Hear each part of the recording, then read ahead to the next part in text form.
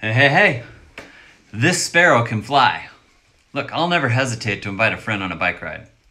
The part I question myself on is, will this ride be good for this friend?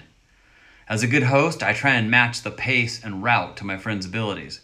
But when I post a ride we're doing on social media, I have no idea the ability of the rider who wants to join up.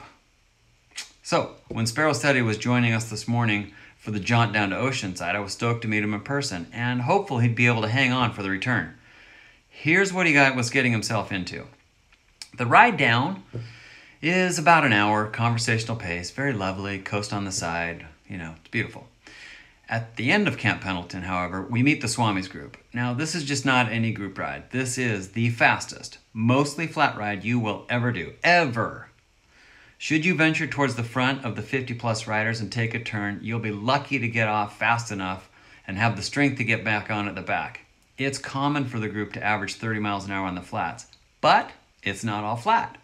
There are a few punchy climbs which the group will try and attack. Well, they're not even trying to attack. They're just trying to get rid of the chafe.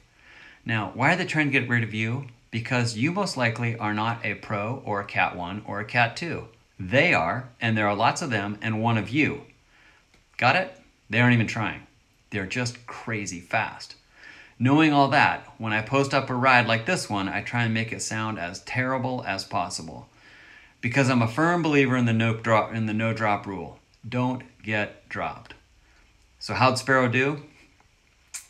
His ride is called Ego Check, and he got 65 cups. But the real story is, he hung on fine, got to the front a few times, went backwards so fast it reminded me of two guys parachuting when one guy opens the chute and disappears.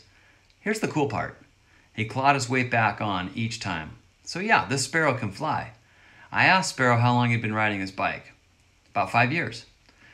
How'd you get into it? Well, when I graduated college, I was living in LA without a car. I had $300, so I bought a fixie. Then 3 years ago, I bought a road bike and really fell in love.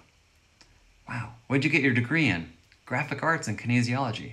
I work at Two Wheels One Planet and get to use my degrees doing all the graphics for the store and fitting people properly to their bikes. That's awesome. Thanks. You know what else is awesome? What? The race day bag. I love it.